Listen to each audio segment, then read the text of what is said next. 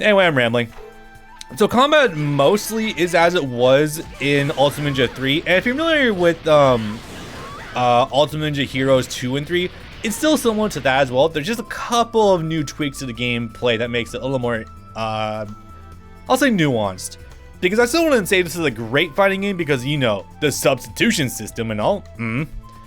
But it's kind of cool. So first of all, air dashes are lightning fast now. I don't remember that's always been the case, but it is now. Also, yeah, Sakura's got a hell of a modified moveset. Naruto is still fairly similar to how he was before. Is something too crazy? Oh, she does have my talk regeneration. At least I think something similar to it. Anyway, combos are still fairly much like they were before. Go for that, go for the tag. And she's not gonna do anything. Oh, I'm probably good at combat too. Now, also, another thing is that ultimates are kind of stagnant for your characters now, but conversely, they are very dynamic now. Nice. This is what I learned from training. Yeah, fuck it. It's the only thing you learn from training for being objective here. And you hold this in charge, you can do Grand Rasengan because he has the same jutsu for his ultimate and a fully charged version of his jutsu, because go figure, Naruto didn't get much from training.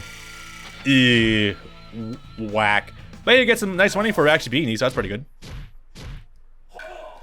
Also, yes, once again, the return of cannot use Awakening. Because that wasn't a monotonous as Sandstorm 2, and you think at that point you could just disable it automatically. Nah, guess not. Oh boy, not like it affects gameplay too fucking much if we just let me turn one tails against Sakura or something. Come on, game. I won. What is that? Did anyone else see that sideways drawn mouth on Naruto there? Okay.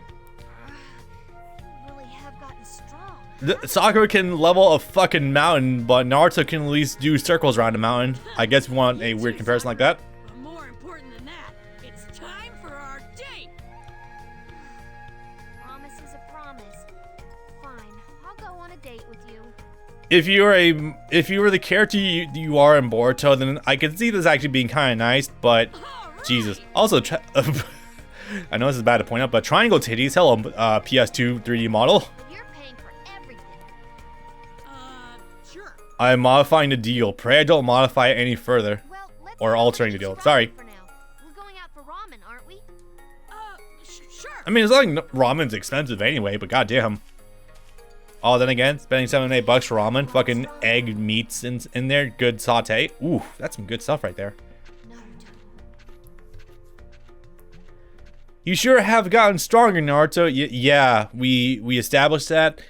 But can we go over how he learned pretty much nothing else except... I mean, did he get better with shadow clones? Absolutely. Did he learn much else beyond that? Not that we're led to believe. Date with Sakura and Ichiraku ramen. How much luckier could I be? I'm trying to think of a funny joke in response to that, but honestly, nothing is really coming to mind offhand because there's so little given for... You know, is it wrong to say that me struggling to think of anything for Naruto with the point of his character at this point in time is probably more of an indictment to how kind of two-dimensional he still kind of is versus anything else? Ugh. Let's head over to Ichiraku. Well, that's a thing, I guess. We got suckered into a date, and even though we won, we're paying for everything. Oh, goody. Okay, so these blue icons, of course, are missions you can actually undertake. Okay. I'm going to be square with you guys. I've decided that, yes, I will be getting all the toads. I will show how to get every single one. I'm going to attempt to make one standalone video going over catching everything, and I'll probably be heavily edited.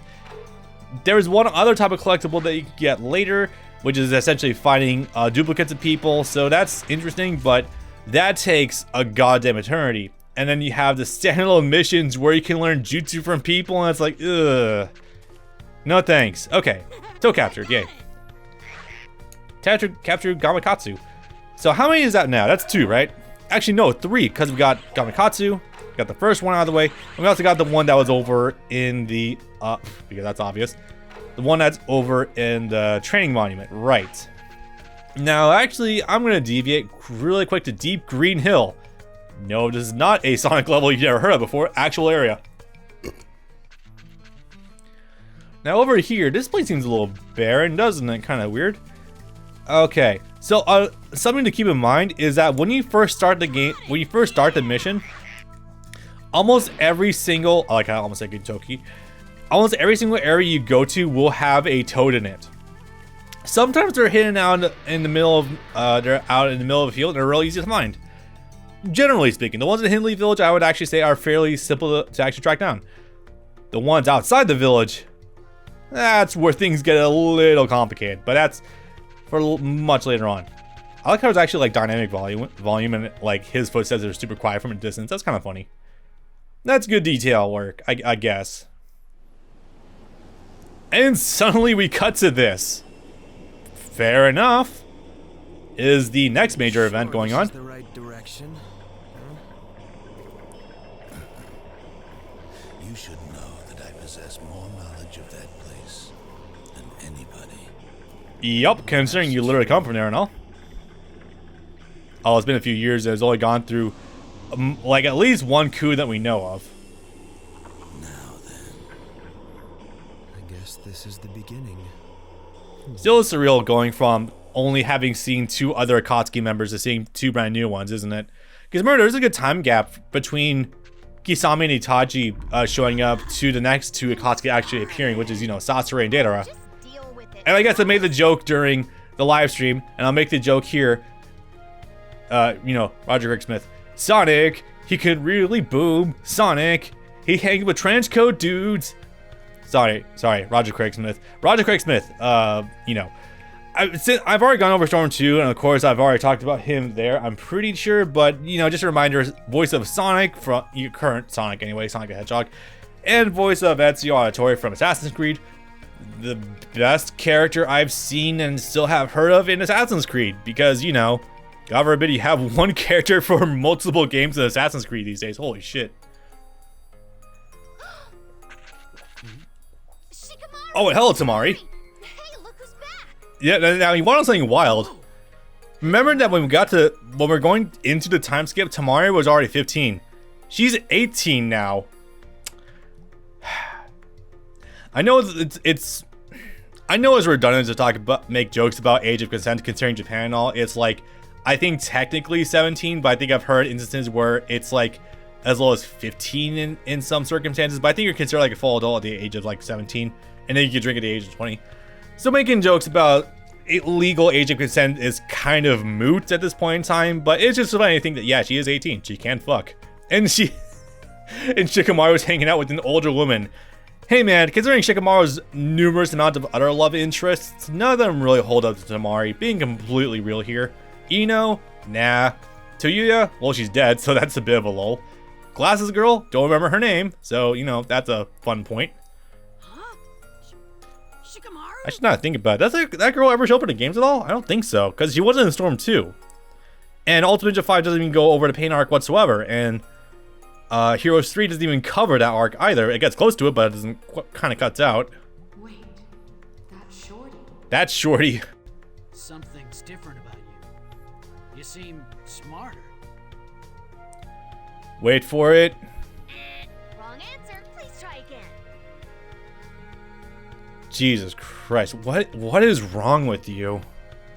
Sakura! What is actually wrong with you? I knew it. You guys are terrible, both of you. Shikamaru's at least cool. He will go with you to the ends of the earth and die with you. Shikamaru is best bro, but just Sakura, like, what is your actual malfunction? Jesus Christ. I know that these games are playing with stereotypes of the characters more and more, but it's just like, it's still not that far off the mark. That reminds me. Naruto, the tuning exam is coming up. What's your plan? Tuning exam? You're the only one in our year who isn't a tuning. I love how you actually know that. What? You mean you're a tuning too, Sakura? You know, if you're able to punch boulders and make them explode, I imagine that you can get pretty far into tuning exams, being honest here. Of course. Remember when the tuning exams were actually kind of threatening? Sorry, just want to point that out. Neji, who was a year above us, Kankuro, and this lady here, all joning. Yep. All the sand getting are Jonin or higher. I'll emphasize or higher. What? What the heck's going on here? And again, to quote the youth, you know, Sand Ninja just built different. Hey, what's all the fuss over here? Oh man. Huh? Iruka-sensei! Oh boy. Oh fuck. I thought you might have grown up a little in 3 years. Guess not, huh? He did. He did. That's the fucked up bit. Like, Naruto did actually mature quite a bit, but like, the one time he was being an adult in front of Konohamaru, we wanted to eat into a joke about, here's my super sexy jutsu. God damn it. Stop that. Wow, I haven't seen you in forever. You haven't changed a bit either. That's what he won't change ever, really. You know, that's what being a side character will get you in Kishimoto's works.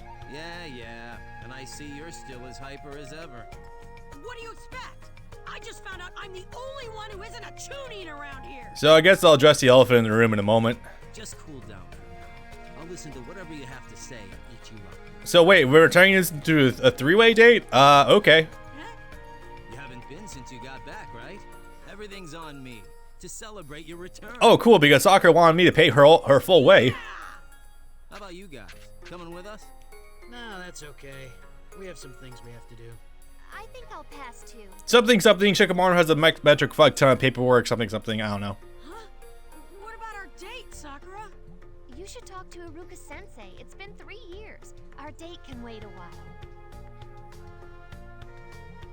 You know, my smarter brain wants to be like, she's being nice and we'll actually get back to you later, but considering the evidence we've had up until now, I'd be willing to bet she's actually using this to skirt by the date to begin with. Fine, if you promise, you know I'm not gonna forget, right?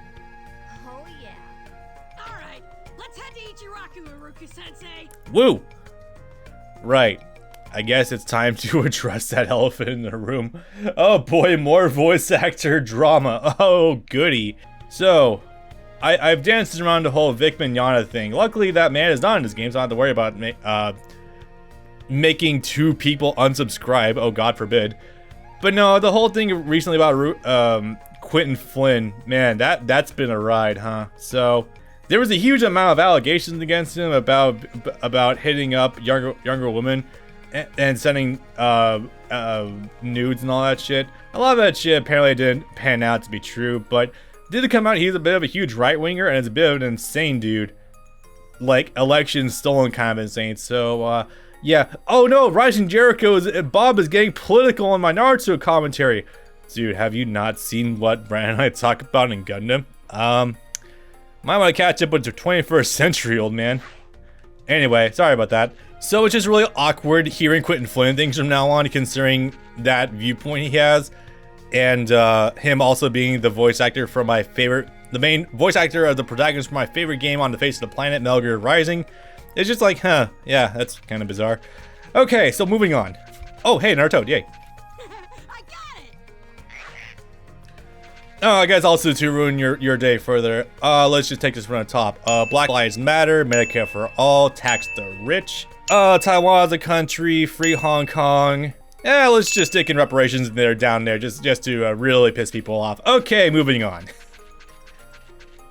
The series literally begins with a Cold War-esque stalemate between the Sand Village and the Leaf Village. I would like to remind everyone about that. That politics is interwoven into every single one of your favorite pieces of media. It's just up to you whether or not you want to see it or not.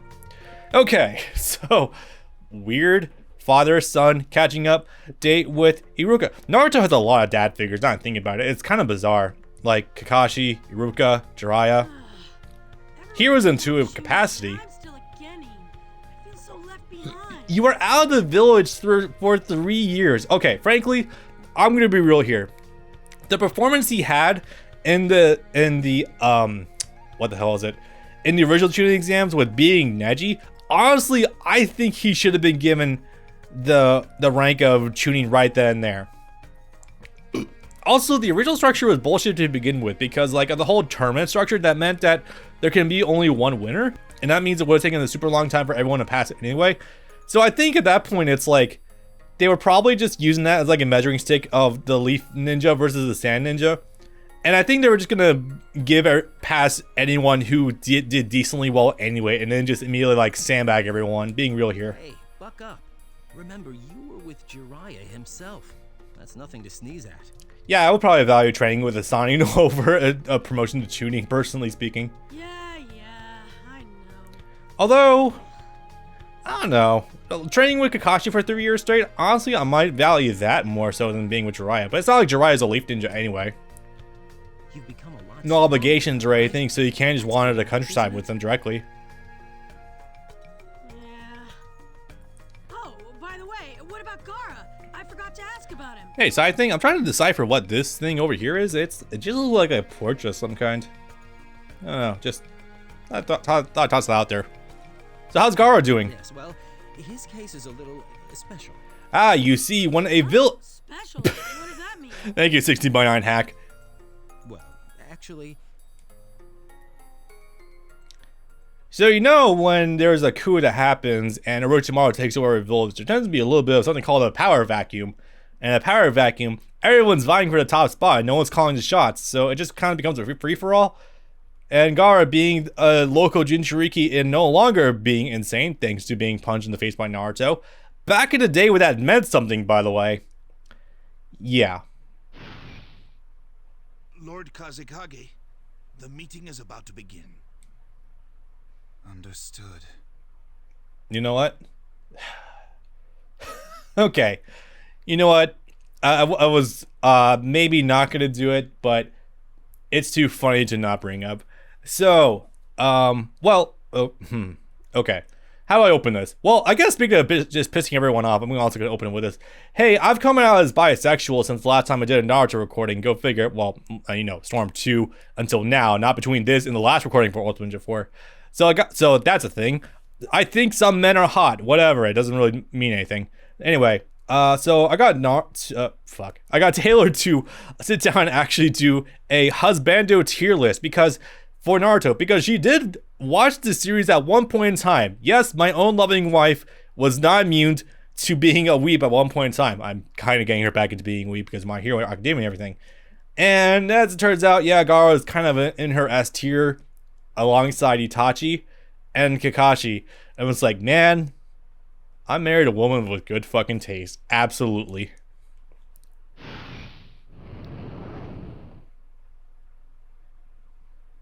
Speaking of new look, new Kazekage, who's this?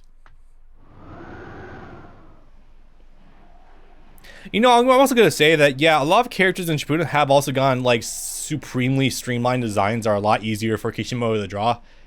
I'm gonna say Gaara's redesign has never actually bothered me that much, since, you know, he's the leader of the Sand Village and all. Honestly, I always thought his look with the trench coat actually looked pretty good and like borderline like regal to a capacity. I also thought it was Dean. I can't help it. Are you sure you'll be okay by yourself? You're up against a Jinchuriki, you know. It's sad how little that means. My jutsu are all art. And I've brought Ohako, my specialty, along as well. I'm not sure what Ohako is immediately referring to. I think that might be the C3 if I'm not mistaken. Like, I feel like it might be. You know, the big fuck off doll that goes boom. I know I just described literally everything Deidara does. I mean the big fat one that is a nuke. Sasori, you need only to watch. What do you think? My artistic creation, I'm hoping that's not your ace in the hole. Then again, flying is a staple for Deidara, considering he literally just make anything with wings. Make me wait too long, Deidara. The one-tailed Shukaku's host, Jinchuriki. Gaara of the Sand, eh? That's his name. I assume you know who you're going. You're going after a village leader. You're literally going after like a mayor or a president. I mean, I think you're going after someone fairly high profile. Anyway, it's also bizarre that the Akatsuki will wait until now of all times to start making their move. You think that they would have gone after Gaara a lot sooner when he wasn't the, you know, head of an entire village. I mean, there's not like a specific deadline for that either. The whole 3-year time skip importance was because that was going to be around the time when Orochimaru was going to try to take over Sasuke's body. Successful. There's not a specific reason for why the Akatsuki couldn't move to begin with.